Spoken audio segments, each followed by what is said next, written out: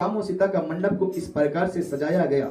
जब ब्रह्मा आए, शिव जी आए, नारद, ब्रह्मा के लोक से अलग, उसका कोई वर्णन नहीं किया जाता है। ब्रह्मा जी उसे देखकर अपने चकित हो गए थे कि बुलाया गया और बुद्धिमती रानी पुरोहित को वाणी सुनकर सखी सहित प्रसन्न हुई और ब्राह्मणों की बड़ी और कुल की वधू को बुलाया गया और स्त्रियों के वेश में देवताओं की सभी स्त्री सुंदर रूप धरकर आ गई। जो देवताओं की नारी थी, जब वो जनकपुरी में आई ना, कहते हैं, जब मैं देवता की नारी से एक बात मुझे ख्याल आ गया, प्रिय भक्तजन, कहते हैं बोले जब भी कथन में जाओ तो सज धज कर मत जाओ, हो सके जितना साधारण से जाओ। कथा कल मैंने कम कर दिया, भाई ने बताया नहीं। जब तुलसीदास जी गए हनुमान के पास कथा सुनने के, तो सबसे फटे कपड़े में हनुमान जी बैठा था। सबसे फटे कपड़े में बैठकर आप कथा सुना था, वो तो भिखारी जैसा बैठा था। क्योंकि अगर तुम सज धज कर आओगे तो जो बचे लोग के नजर तुम पर भाई कैसे पहन के तो जो लोग के कथन में ध्यान भटकेगा। इसलिए कथन में जब भी जाओ तो बहुत साधारण से जाओ कि तुम्हारा किसी का बुद्धिमती तुम्हारे ऊपर ना जाए। इसलिए कथन में जब भी जाओ बहुत साधारण से, इसलिए हनुमान जी जब भी जाते थे ऐसे जाओ कि कोई तुम्हें देखे नहीं, दूसरा तीसरा का नजर तुम पर नहीं, भगवान से हटकर पड़े। और कहते हैं उसी बात को यहाँ पर कि जब आसन को सब सजाया गया, कहते हैं कि स्त्रिया के वेश में जो देवताओं की नारियां थी उन्होंने भी सुंदर रूप को धारण कर लिया। क्योंकि अब देवताओं की नारी जनकपुरी को उस तरह से सजा दिया गया कि देवताओं की नारियां भी उसके आगे फीका पड़ने लगी। और कहते हैं कि बारी बारी रानी पार्वती लक्ष्मी सरस्वती के समान जानकर उनका आदर करती है और सीता जी को प्रणाम करके समाज के बनाकर सखिया प्रसन्न होकर उस मंडप की ओर लाते हैं। और मंडप की ओर आते हैं, चले हमारे गुरु माता भी है, भाई भी जी एक लोकगीत गाएंगे, लोकगीत के साथ कथा को आगे लेके चलेंगे। प्रिय भक्तजन, हम चाहते हैं अब साथ में ताली बजाए जब राम और सीता का विवाह हो लोकगीत द्वारा। और जानो हम सब उसी जगह पर है जहां पर राम और सीता का विवाह हुआ। प्रिय भक्तजन, प्रेम से श्री रामचंद्र की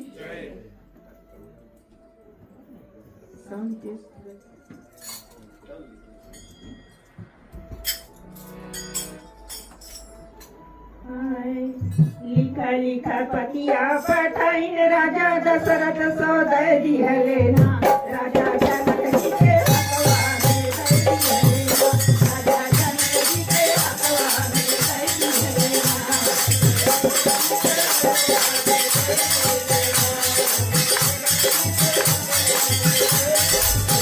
राजा जनक जी के भगवान दिहलेना राजा जनक जी के भगवान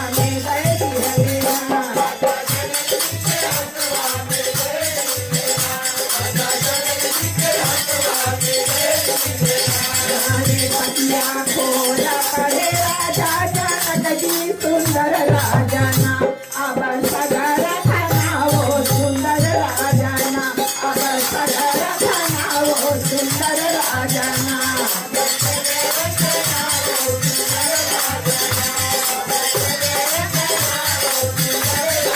ये भजन कहते हैं जब पानी लेकर जनक जी को यहाँ पहुंचे, राजाना अब सगर खाना वो सुंदर राजाना।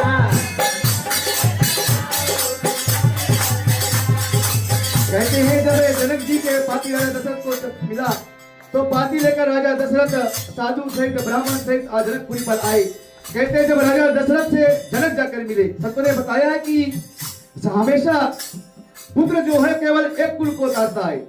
यहाँ पर दशरथ जी ने जनक का चरण को छू लिया तो जनक जी ने दशरथ को उठा लिया। बोले आप तो बड़े अब मेरे को कुछ ही हो रहे बोले।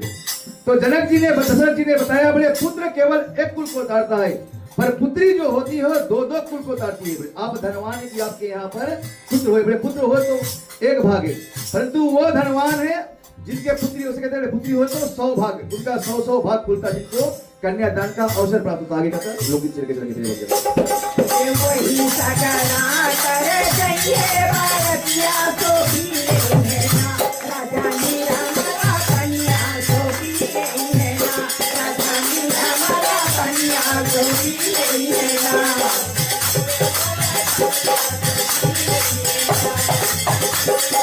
आगे बाबा जी कहते हैं कि स्त्रियों के बीच में जब मंडप के ओर माता सीता को लाया गया कि स्त्रियों के बीच में जानकी जी ऐसे शोभित हो रही जैसे शांता रस स्वयं रूप धर कर आ गई पृथ्वी लोक पर, क्योंकि माता सीता साक्षात जगदम्बा है, परम्बा।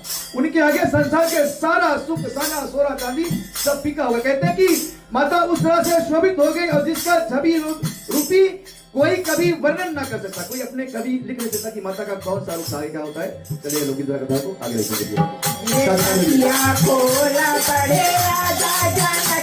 सुंदर राजा अब बढ़िया लगायो सुंदर राजा अब बढ़िया लगायो सुंदर राजा।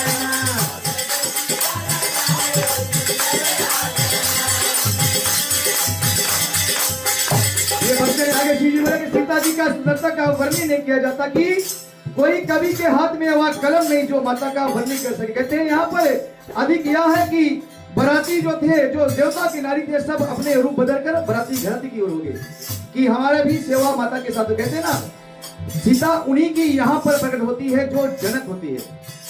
जनक को बताया गया विधेय जो अपने देह से ऊपर आ जाए, जो केवल अपने में बैठा रहे सब कुछ मेरा है मेरा मेरा, वो सीता को बताया गया भक्ति और जनक को बताया गया साधु। वो साधु जो अपने आप से ऊपर आ जाए, उनके हृदय में जब भक्ति जग जाएगा तो राम अपने आप चले आएंगे। जनक यहाँ पर जब सीता आई तो राम भगवान स्वयं दूल्हा बनकर जनकपुरी पर आ गया। क्या होता है संतों की वाणी के लिए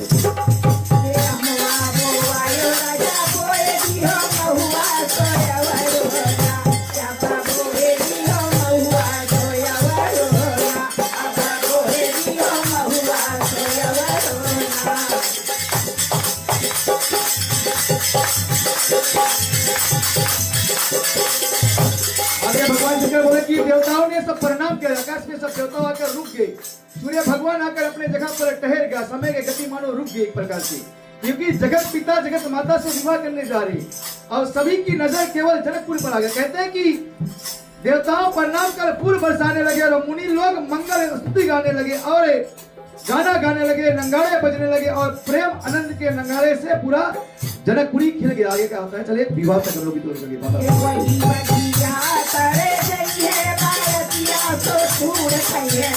राजा माया महुआ तो तूड़ कन्या राजा माया महुआ तो तूड़ कन्या।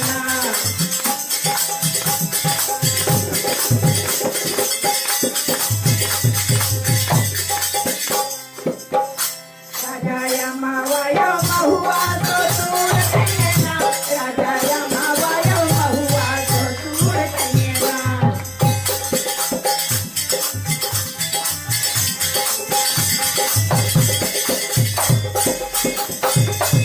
प्रेम स्वरूप श्याम रामचंद्र की।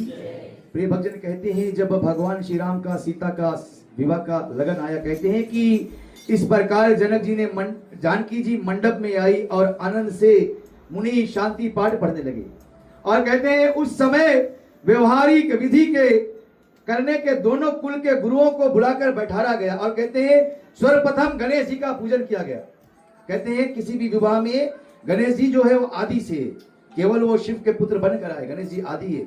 गणेश जी का पूजा किया गया और कुल गुरु ने पार्वती गणेश और ब्राह्मणों का पूजन करते हुए देवताओं को प्रकट होकर, कहते हैं वेद स्वयं प्रकट हो गए, जो वेद मंत्र हम बोल रहे हैं, और स्वयं यज्ञ नारायण भगवान यज्ञ में आकर प्रकट हो गए। जब आहुति को देते वो देह सहित अहितु की आहुति को लेते हैं कि कहते हैं कि अजर करने वाले कुल गुरु पार्वती और गणेश का पूजन कर और प्रकट हो गए।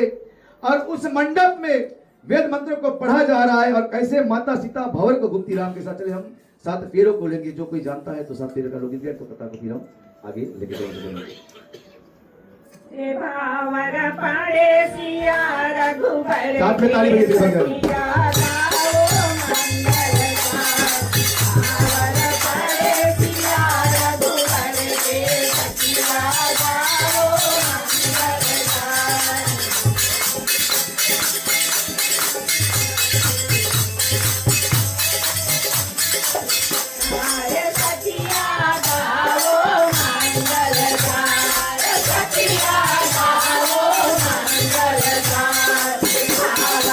Bye.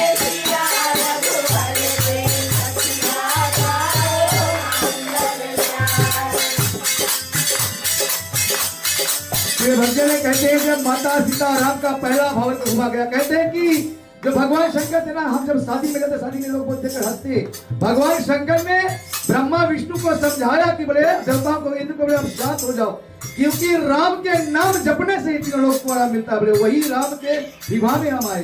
तो सोचो वो लोग कितना धनवान होंगे जिन्होंने उस दृष्टि को देखा है, जिसे पढ़ने से हमें कई हजार वर्ष बाद उस सुख का महसूस होता है। तो वो कितना भाग्यशाली लोग होने जिन्होंने इस कथा को अपनी आंखों से देखा है। और कैसे माता सीता दूसरी भर भूमि करें हम माता के द्वारा सुनेंगे। पहली खबर दिया लागे चली है, पहली खबर दिया लागे चली है।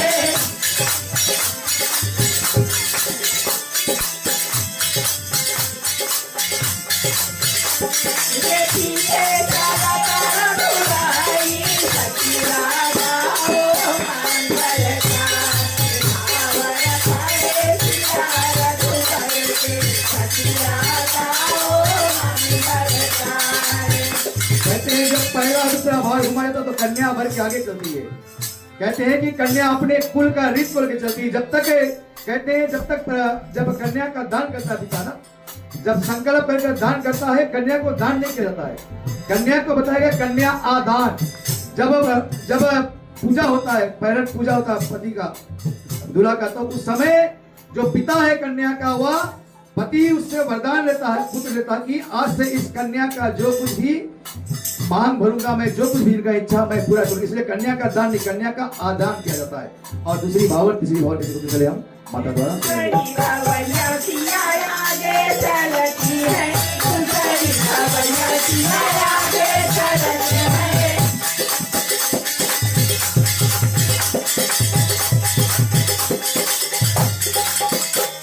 ये पीछे चला बुराई सखिया गाओ मंगल का, भावर पड़े सियारा दुबरके सखिया गाओ मंगल का।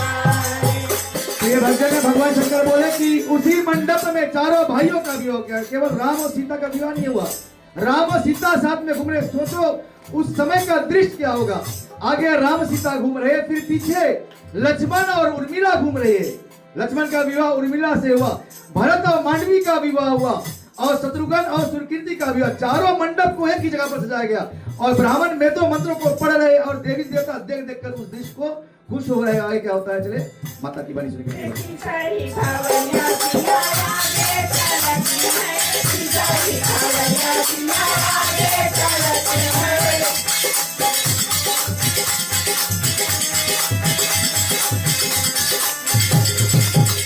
मेरे पीछे चला बुराई सखिया गाओ मंगल का, भावर पड़े सियारा दुबरके सखिया गाओ मंगल का।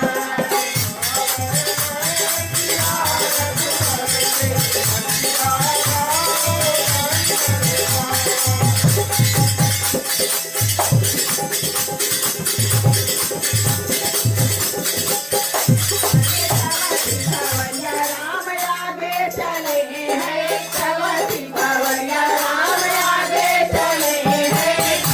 बावरिया राम आगे कहते हैं। अब यहाँ पर जब पति पत्नी को अपना लेता है दुल्हन, तब यहाँ पर प्रभु राम आगे आते हैं। यहाँ कथा कल हम लोगों ने विराम किया था कि सती भगवान शंकर के आगे चले। जो आगे चले वो धर्म पत्नी नहीं है।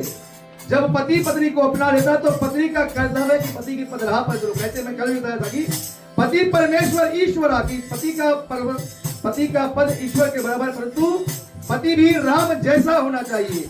जब राम सीता का विवाह हुआ तो राम ने संकल्प लिया, बोले हे सीते, यूं तो हमारे कुल में बड़े एक से ज्यादा पत्नी रखने का रीत चला आया है। राजा दशरथ के पास 3 रानियां थी, परंतु ये राम तुम्हें वचन देता, बोले केवल एक ही पति बनता पति रहेगा। और आगे क्या कहा जाए, चले माता की बानी सुनिए। ये पीछे चला सियारा सखिया गाओ मंगल का, भावर पड़े सियारा दुबरके सखिया गाओ मंगल का।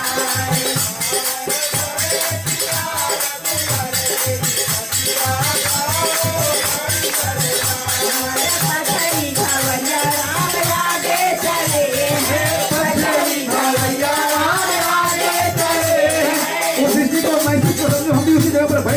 आगे क्या होता है माता की बलि सुनेंगे। ये पीछे जावा सिया रानी सखिया गाओ मंगल चार भावर पाए सिया रघुबर के सखिया गाओ मंगल चार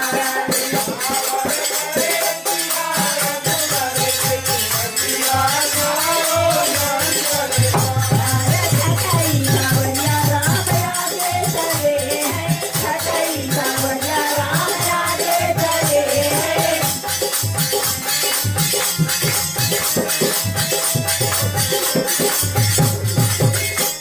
रे पीछे सावा सिया रानी सखिया गाओ मंगल चार भावर पाए सिया रघुबर के सखिया गाओ मंगल चार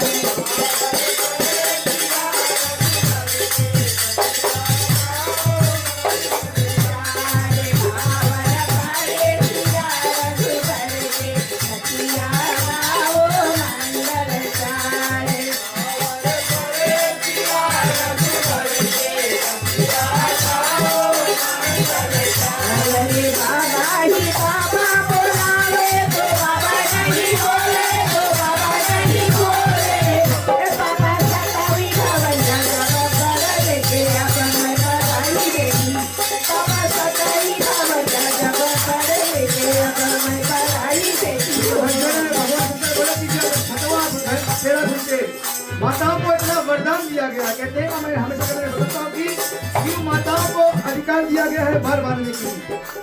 जब छठवा बहन को घुमा गया तो कन्या में माता में इतना शक्ति है कि वो अपने घर को छोड़कर किसी और का घर को संवार देती है। इतनी शक्ति केवल एक में दिया गया, इसलिए माता। इसलिए संतों ने बताया वेदों में दो ही लोगों को वर बांधने का अधिकार है, एक माताओं को